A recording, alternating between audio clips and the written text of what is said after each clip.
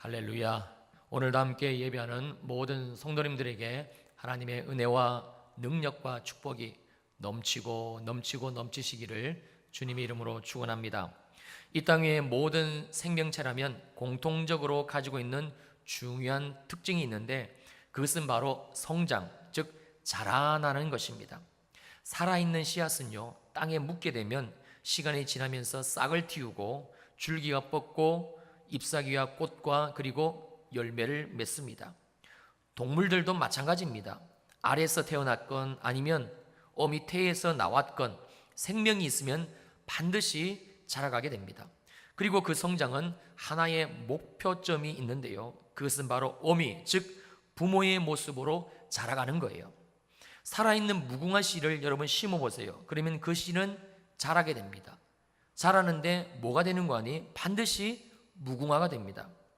여러분, 강아지로 태어나면 어미와 같은 똑같은 개로 성견으로 자라나고요, 송아지로 태어나면 반드시 어미소처럼 황소가 되든 아니면 젖소가 되든 하여튼 소로 자라나게 됩니다. 또 하나 신기한 것은요, 겉모양만 어미를 닮는 것이 아니라 그 구체적인 특징까지도 성장하면서 그대로 닮아간다는 사실입니다. 여러분, 육식동물의 새끼는 자라면서 그대로 어미가 가지고 있는 육식성, 그 사냥 감각, 잔인함을 닮아갑니다. 새들은 알에서 태어나 한동안은 둥지 안에서 어미새의 보호를 받지만, 그러나 다 자라면 어미와 똑같이 창공을 마음껏 날아다니는 멋진 새가 되지요. 여러분, 독성을 가지고 있는 식물들은요, 자라가면서 어쩌면 그렇게 똑같이 독성을 가진 풀로 자라는지 한마디로 신기할 따름입니다. 인간에게 있어서도 마찬가지이지요. 처음에 태어나면 이 아기가 누구를 닮았는지 사실 잘 몰라요. 그러나 시간이 지나가지고 자라가면서 그 아이는 반드시 부모를 닮아갑니다. 이목구비가 닮고요, 손도 닮고 발도 닮고 어쩌면 그렇게 빼다가 박았는지 점점 자라면서 부모를 닮아갑니다. 여러분, 성격과 기질도 마찬가지예요. 한 번도 우리가 아이들에게 가르쳐 주기 없잖아요, 우리의 성격, 우리의 기질. 그런데 이 아이가 자라가면 내 아이에게서 내 성격, 정말 실은 내 기질, 여러분 그게 그대로 보여줘요. 여러분, 이것이 생명의 특징, 즉 성장이고 자라남입니다. 그런데 인간은 다른 동물들이 없는 한 가지가 더 있는데, 그것은 바로 영혼, 즉 영적인 생명입니다. 그리고 중요한 사실은요, 이 영혼은 어디로부터 왔는 거니? 바로 하나님께로부터 왔다는 것이에요. 창세기 2장 7절입니다. 여호와 하나님이 땅의 흙으로 사람을 지으시고 생기를 그 코에 불어넣으시니 사람이 생명이 되니라. 하나님이 우리 안에 생기를 불어넣으시고 우리는 그 생기, 즉 하나님의 생명으로 말미암아 영적인 생명을 가진 존재가 되었습니다. 그리고 우리가 알아야 하는 또 하나의 중요한 사실은 우리 안에 있는 이 영혼, 하나님의 생기, 하나님의 생명으로 살게 하신 내 안에 있는 이 영혼의 중요한 특징입니다. 이게 창세기 1장 26절로 27절에 이렇게 기록되어져 있습니다. 하나님이 이르시되 우리의 형상을 따라 우리의 모양대로 우리가 사람을 만들고, 27절입니다. 하나님이 자기 형상 곧 하나님의 형상대로 사람을 창조하시되 남자와 여자를 창조하셨다. 하나님이 인간을 창조하실 때요, 우리 안에 불어넣어 주신 여호와의 생기, 하나님의 생명으로 인간은 살아있는 영적인 존재, 영혼을 가지고 살아가게 되었습니다. 그리고 이 영혼을 가진 인간은 하나님으로부터 지속적으로 생명과 능력과 축복을 공급받으며 살아가는 존재가 된 것이지요. 그리고 우리 안에 하나님이 하나님의 생명으로 만드신 영혼은 중요한 특징이 있는데, 그것은 바로 우리의 영혼이 하나님의 형상, 즉 하나님의 모양을 그대로 닮아 있다는 사실입니다. 그러므로 생명이 있는 인간은, 생명이 있는 사람은요, 육적으로는 나를 낳아준 그 부모를 닮아가며 자라가는 것이 지극히 정상입니다. 그런데 영적으로도 마찬가지입니다. 여러분, 우리가 영적으로도 살아있다면 우리의 영혼은 하나님의 형상대로 닮아가는 것이 당연하며 이것은 바로 하나님의 모양대로 우리의 영혼이 자라가는 것을 말씀합니다. 자, 문제는 그렇다면 우리의 영혼이 살아있느냐 죽어 있느냐, 거기에 대한 질문의 대답입니다. 여러분들은 어떻습니까? 여러분들의 영혼은 살아있습니까? 아니면 죽어 있습니까? 에베소서 2장 1절 말씀을 보면 그는 허물과 죄로 죽었던 너희를 살리셨다라고 말씀하고 있습니다. 4절과 5절에서는요, 긍휼이 풍성하신 하나님이 우리를 사랑하신 그 큰 사랑을 인하여 허물로 죽은 우리를 그리스도와 함께 살리셨고 너희는 은혜로 구원을 받은 것이라. 우리 모두는 허물과 죄, 즉 하나님을 믿지 않는 죄로, 하나님의 말씀대로 순종하며 살지 않는 그 죄로 어떻게 했습니까? 죽었습니다. 다 죽었습니다. 여기 있는 목사도 죽었습니다. 우리의 영혼은 완전히 죽어 있었습니다.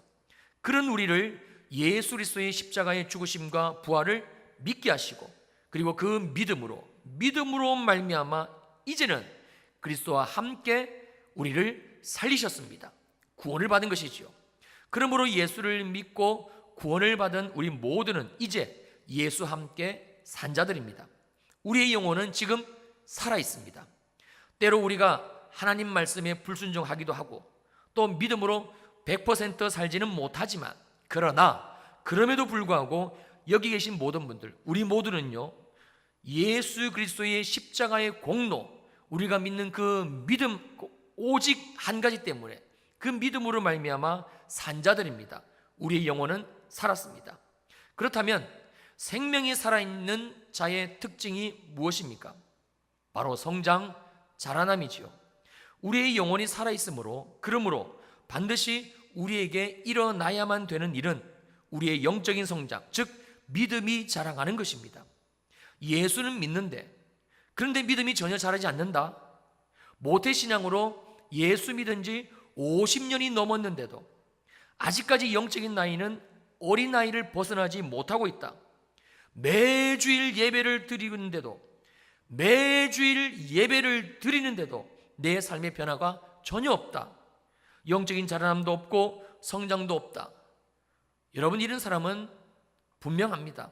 신앙의 삶에 분명히 어떤 문제가 있습니다. 그렇지 않고서야 하나님이 예수로 말미암아 내 영혼을 살리셨는데, 분명히 나는 하나님 앞에서 산 자인데 어떻게 영적인 성장, 어떻게 믿음의 성장이 없을 수가 있습니까? 절대 그런 일은 없습니다. 그런데 그럼에도 불구하고 있다면 지금 내 이 신앙적인 부분에, 하나님을 믿는 내 신앙의 부분에 문제가 있는 겁니다. 우리 아이들이 초등학교를 졸업하고 중학교를 가고 고등학교를 이렇게 진학을 하게 되면 반드시 키가 자라납니다. 그런데 간혹 그 나이에 비해서 성장이 늦은 자녀들이 있습니다. 그때 부모인 우리가 그 아이를 가만히 내버려 둡니까? 아니지요. 절대 그러지를 않습니다. 때가 되었는데도 중학교를 가고 고등학교를 가서 이 아이가 어느 정도의 키가 자라야 되는데 자라지 않는다. 그러면 키가 자라지 않는 것은 분명히 이 아이의 몸에 무엇인가 이상이 있기 때문에, 그것은 너무나 당연한 사실이기 때문에 우리는 주저하지 아니하고 그 아이를 데리고 키 성장과 관련된 병원을 찾아가지요.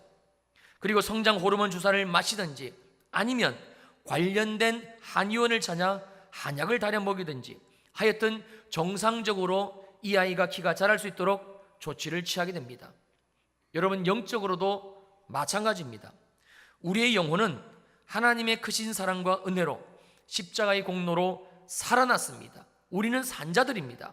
그러면 이유를 불문하고, 우리에게는 영적 생명이 있기 때문에 이유를 불문하고 무조건 하고 시간이 지나면서 우리의 이 영혼은 자라가야 됩니다. 처음 우리를 만드실 때 창세기 말씀 안에 있는 그대로 우리 안에 불어넣어 주신 하나님의 형상, 하나님의 모양대로 바로 그 수준으로 우리의 영혼이 자라가야 되고, 즉 우리의 믿음이 자라가야 합니다. 여러분, 그것이 우리를 구원하시고 자녀 삼으신 하나님의 말씀, 하나님의 뜻입니다. 만약에 지금 내 영혼이, 내 믿음이 자라지 않는다면 우리는 분명히 알아야 합니다. 내 신앙에 무슨 문제가 있는 겁니다. 오늘 본문의 말씀은 바로 우리의 영혼을 자라지 못하게 만드는 원인을 말씀하고 있으며, 또한 우리가 어떻게 하면 그 문제의 원인을 해결하고 아버지 하나님이 그렇게 원하시는 영적인 성장, 믿음을 성장시킬 수 있는지에 대해서 말씀하고 있습니다. 자, 오늘 본문 마태복음 6장 25절을 보시겠습니다. 그러므로 내가 너희에게 이르노니 목숨을 위하여 무엇을 먹을까 무엇을 마실까 몸을 위하여 무엇을 입을까 염려하지 말라. 목숨이 음식보다 중하지 아니하며 몸이 의복보다 중하지 아니하냐. 한마디로 목숨을 위하여 무엇을 먹을까 무엇을 마실까 염려하지 말고 몸을 위하여 무엇을 입을까 염려하지 말라는 말씀입니다. 좀 더 풀어서 말씀드리면 이렇습니다. 세상 사람들이 다 가지고 있는 염려, 인간이라면 누구나 항상 언제나 하는 고민, 바로 이 먹고 사는 문제, 세상 살아가는 문제에 대해서 지금 하나님이 우리들에게 말씀하시기를 염려하지 말라는 거예요. 그러면서 다음 절 26절로 30절에서 우리가 먹고 사는 문제에 대해서, 즉 세상 문제에 대해서 염려하지 말아야 되는 이유를 비유를 드셔가지고 아주 상세하게 말씀해 주십니다. 26절입니다. 공중의 새를 보라. 심지도 않고 거두지도 않고 창고에 모아 들이지도 아니하되 너희 하늘 아버지께서 기르시나니 너희는 이것들보다 귀하지 아니하냐. 너희 중에 누가 염려함으로 그 키를 한 자라도 더할 수 있겠느냐. 또 너희가 어찌 의복을 위하여 염려하느냐. 들의 백합화가 어떻게 자라는가 생각하여 보라. 수고도 아니하고 길쌈도 아니하느니라. 그러나 내가 너희에게 말하노니 솔로몬의 모든 영광으로도 입은 것이 이 꽃 하나만 갖지 못하였느니라. 오늘 있다가 내일 아궁이에 던져지는 들풀도 하나님이 이렇게 입히시거든, 하나님이 이렇게 입히시거든 하물며 너희일까 보냐. 믿음이 작은 자들아, 공중의 새를 친히 먹이시고요 들의 백합화를 직접 입히시는 이 비밀을 비유를 통해 말씀하신 예수님이 제자들에게 내리시고 있는 결론은 이것입니다. 31절입니다.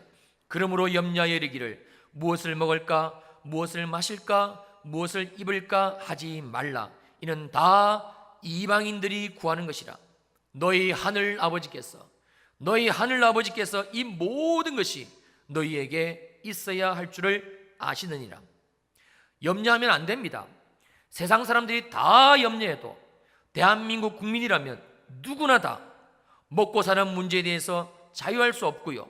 그래서 날마다 고민하고 그리고 살아간다 할지라도 그러나 예수 믿고 구원받아 하나님의 자녀가 된 우리는 절대 이 먹고 사는 문제에 대해서 염려해서는 안 됩니다.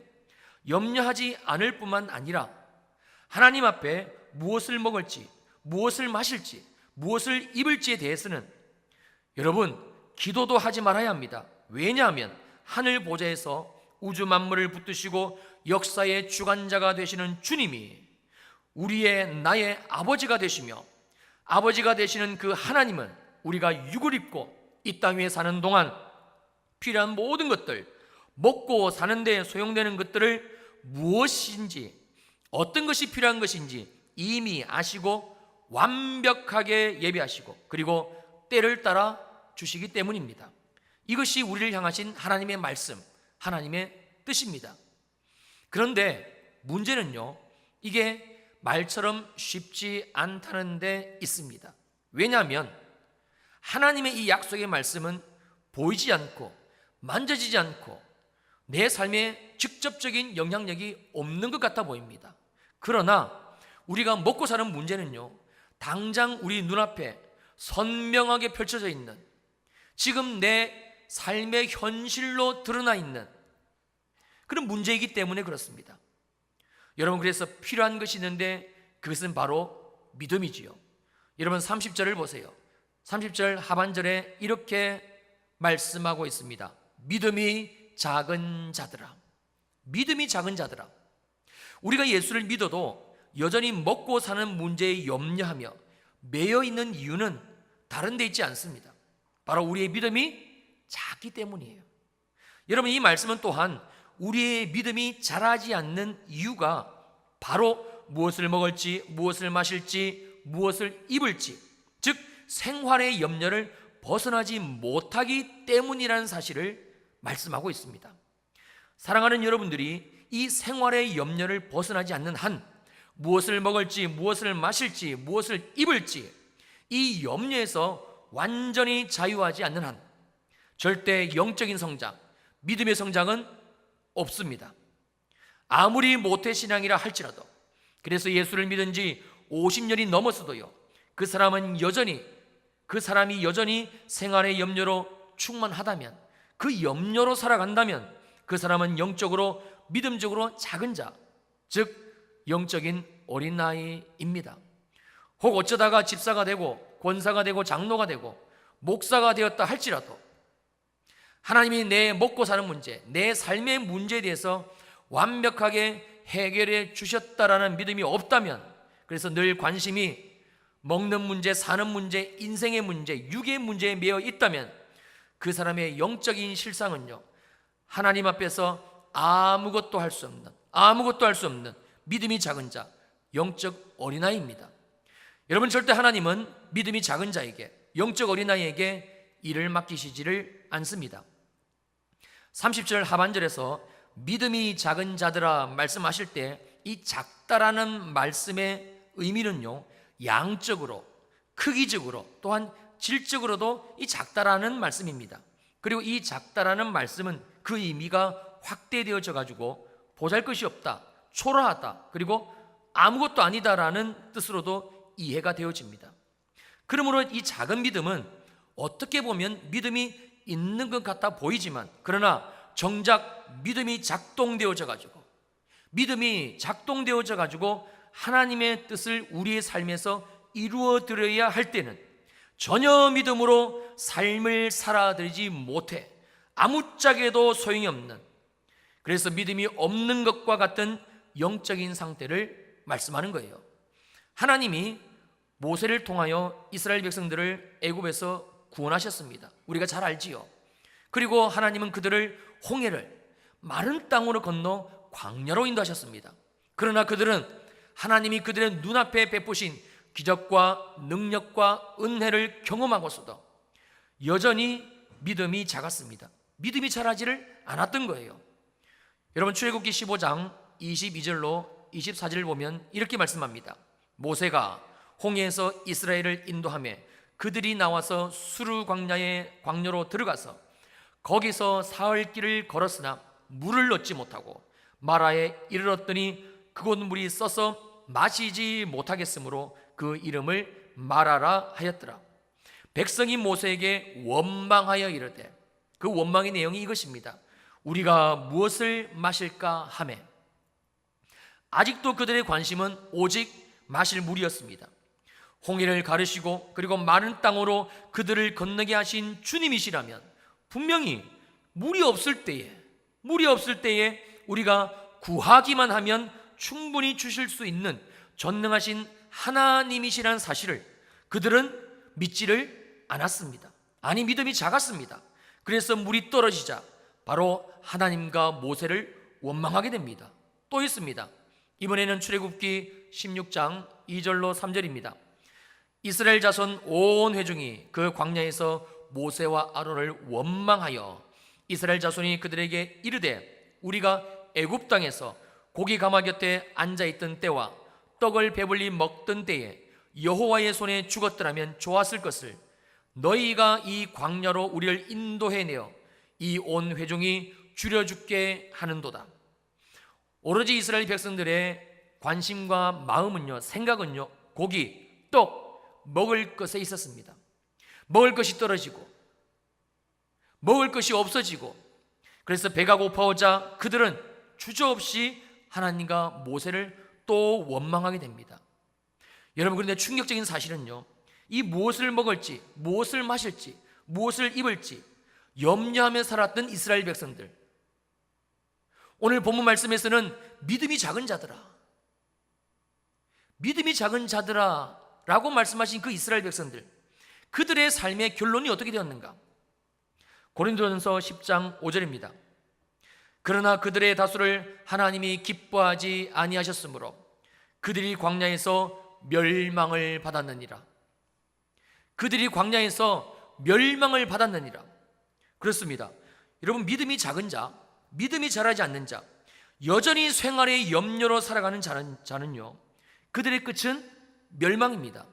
사랑하는 성도님들, 생활의 염려를 벗어나지 못하는 신앙생활은 정말 그래서 위험합니다. 그대로 방치하면 절대 안 됩니다. 믿음이 작다는 것은 믿음의 수준이 아직 어리다는 뜻이고요, 우리가 잘 알다시피 어린아이는 절대 자기 스스로 자기 몸을 방어하지를 못하지요. 세상 위험으로부터 자신을 온전히 지키고 보호하지 못하는 존재, 여러분, 그게 어린아이잖아요. 한마디로 위험하지요. 여러분, 영적으로도 똑같습니다. 그래서 우리의 믿음이 어리다, 믿음이 작다는 것은 위험한 것입니다. 이 믿음으로는, 이 어린 믿음, 작은 믿음, 생활의 염려에 머물러 있는 믿음으로는 나를 향하신 하나님의 구원을 이룬다는 것은 불가능합니다. 안 됩니다. 자, 그렇다면 우리가 어떻게 해야 되는가? 우리가 생활의 염려로부터 완벽하게 자유하기 위해서 무엇을 어떻게 해야 되는가? 오늘 본문 마지막 절 33절에 주님은 우리들에게 분명하게 그 해답을 말씀해 주고 있습니다. 여러분, 33절 저하고 함께 읽습니다. 시작. 그런즉 너희는 먼저 그의 나라와 그의 의를 구하라. 그리하면 이 모든 것을 너희에게 더하시리라. 우리는 하나님이 은혜를 주시면, 내 삶의 문제를 해결해 주시고 병도 고쳐주시고 문제도 응답해 주시면, 그러면 그 은혜를 가지고 하나님의 나라와 하나님의 의를 구하겠다고 생각을 합니다. 아닙니다. 여러분, 틀린 거예요. 잘못된 생각입니다. 오늘 본문 마지막 절 33절 말씀은 우리가 가지고 있는 이 생각의 순서가 바뀌었다고 분명히 말씀해 주고 있습니다. 하나님이 우리의 삶의 문제, 하나님이 우리 생활의 염려를 제거해 주시면, 은혜를 주시면, 그러면 그 다음으로 우리가 하나님의 나라와 하나님의 의를 구하는 믿음의 단계로 나갈 수 있다라고 생각을 합니다. 아닙니다. 순서가 바뀌었습니다. 우리가 먼저 가장 우선적으로 해야 될 것, 구해야 될 것, 우리 신앙의 초점으로 맞춰야 될 것은 하나님의 나라와 의를 추구하는 신앙의 삶입니다. 우리가 하나님의 나라와 의를 추구하는 이 신앙의 삶을 살게 되면, 여러분, 그러면요, 하나님은 우리 안에 우리가 먹고 마시고 입는 모든 문제를 이미 해결해 주셨다는 믿음을 주시고, 그래서 우리는 그 믿음으로, 하나님이 주신 그 믿음으로 어떤 삶의 형편에 처한다 할지라도 염려하지 않는 완벽한 하나님 안에서의 자유한 삶을 사는 거예요. 왜냐하면 이것이 하나님 나라의 특징이며 주 예수 그리스도로 말미암아 우리 안에 있게 하신 하나님의 의이기 때문에 그렇습니다. 한마디로 우리를 향하신 하나님의 말씀, 뜻이기 때문에 그렇습니다. 그러므로 예수 믿고 구원받은 자는 우리 모두는 반드시 하나님의 나라와 하나님의 의를 구하는 삶을 살아가야 됩니다. 사랑하는 성도님들, 우리의 신앙의 모습은 어떻습니까? 혹 아직까지 무엇을 먹을지, 무엇을 마실지, 무엇을 입을지 생활의 염려로 살아가고 있지는 않습니까? 이 시간 나를 향하신, 저와 여러분들을 향하신, 우리를 향하신 이 주님의 애타는 음성이 들려질 수 있기를 축원합니다. 믿음이 작은 자들아, 믿음이 작은 자들아. 그리고 또 하나, 우리가 이 시간 분명하게 들어야 되는 하나님의 말씀, 하나님의 음성은 이것입니다. 그런즉 너희는 먼저 그의 나라와 그의 의를 구하라. 그리하면 이 모든 것을 너희에게 더하시리라. 주님은 이미 우리가 무엇을 먹을지, 우리가 무엇을 마실지, 그리고 무엇을 입을지 완벽하게 예비하셨습니다. 여러분, 이런 기도는요, 먹을 거 주세요, 마실 거 주세요, 입을 거 주세요, 우리의 삶의 문제를 해결해 주세요, 이런 기도는 이방인들, 즉 하나님을 믿지 않는 세상 사람들이 하는 기도이기 때문에 주님이 분명히 우리들에게 말씀하시기를 너 이런 것은 구하지도 말어, 기도하지도 말으라고 말씀하실 정도이니 그 하나님이 얼마나 우리의 삶의 모든 부분에 대해서 예비하시고 준비하시고 그리고 우리의 삶을 인도하시는가, 우리는 그 하나님을 믿고 그리고 신뢰를 해야 됩니다. 그러나 안타깝게도 많은 이 땅 위의 그리스도인들이 어쩌면 내가 이 하나님을 신뢰하지 못하고 이 하나님을 믿지 못하고 여전히 나는 무엇을 먹을까, 무엇을 마실까, 무엇을 입을까.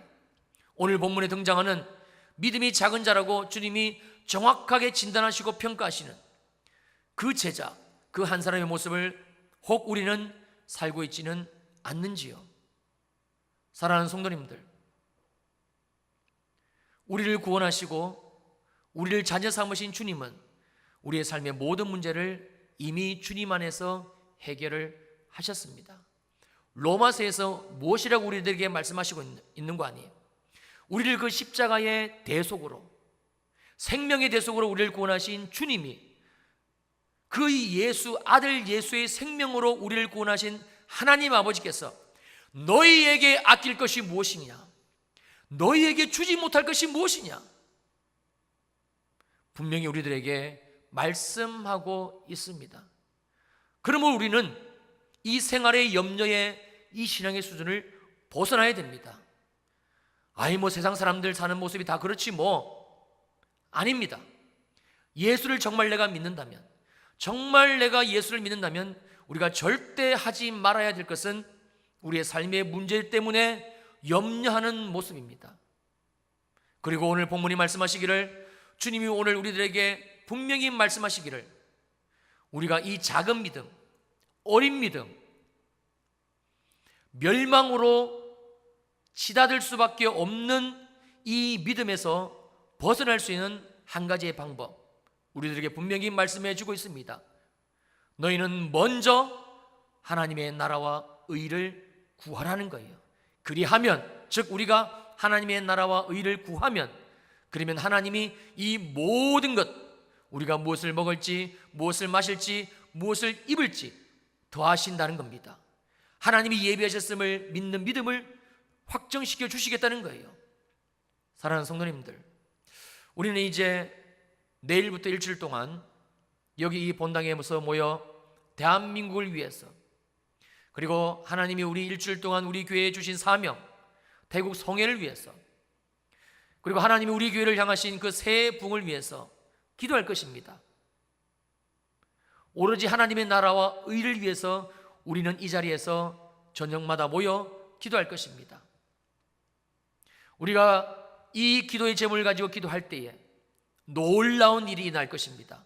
하나님은 우리의 기도를 통해서 대한민국과 태국 성회와 그리고 우리 교회의 새 붕을 분명히 이루어 가실 것은 너무나 분명한 사실이고, 또 한 가지 더, 하나님이 그 기도를 모여서 하는 우리들에게 주시는 것이 있는데, 그것은 무엇인가 아니에요? 무엇을 먹을지, 무엇을 마실지, 무엇을 입을지, 내 직장은 어떻게 되는 것이며, 내가 대학교를 졸업하고는 어떻게 살아가야 될 것이며, 우리 남편이 이제 얼마 남지 않아 회사를 퇴직해야 되는데 그 이후에는 어떻게 돼야 될 것이며, 지금 내 사업은 어디로 가야 될 것이며, 우리 자녀들은 어떻게 돼야 될 것이며, 여전히 우리의 생각 속에서 맴돌고 있는, 우리의 마음을 짓누르고 있는 이 모든 생활의 염려로부터, 여러분이 지금까지 한 번도 벗어나 보지 못한 우리 안에 짓눌리고 꽁꽁 싸매져 있는 이 삶의 문제로부터 완벽하게 자유케 하시는 그 믿음을 주시게 될 것입니다. 사랑하는 성도님들, 이 한 주간 뜻을 정하시고, 원하기는, 여기 있는 목사가 정말 원하기는 함께 모여 기도하여 주시기를 원합니다. 그러나 정말 피치 못한 사정이 있으시다면 여러분의 삶의 처소에서 이 한 주간 하나님이 우리에게 주신 이 약속의 말씀을 붙드시고 기도하시기를 부탁을 드리고 축원을 합니다. 정말 여러분의 삶에 하나님의 말씀이 일어나는지 여러분 한번 이 말씀대로 기도하여 보십시오. 대한민국을 위해서 중보하시고, 하나님이 우리 교회 주신 선교의 사명을 위해서 중보하시고, 하나님이 우리 교회 주실 부흥을 기대하시며 중보하시고, 내 자녀가 아닌 이 땅 위에 다른 하나님이 주신 청년들과 청소년들, 아이들을 위해서 중보하시고, 우리가 그 기도를 할 때에 하나님은 이 모든 것을 더하여 주시리라고 약속하신 말씀처럼 완벽하게 더하여 주시는 축복, 정말 더하여 주시는 믿음, 우리를 그렇게 세워나가게 될 것입니다. 기도하시겠습니다.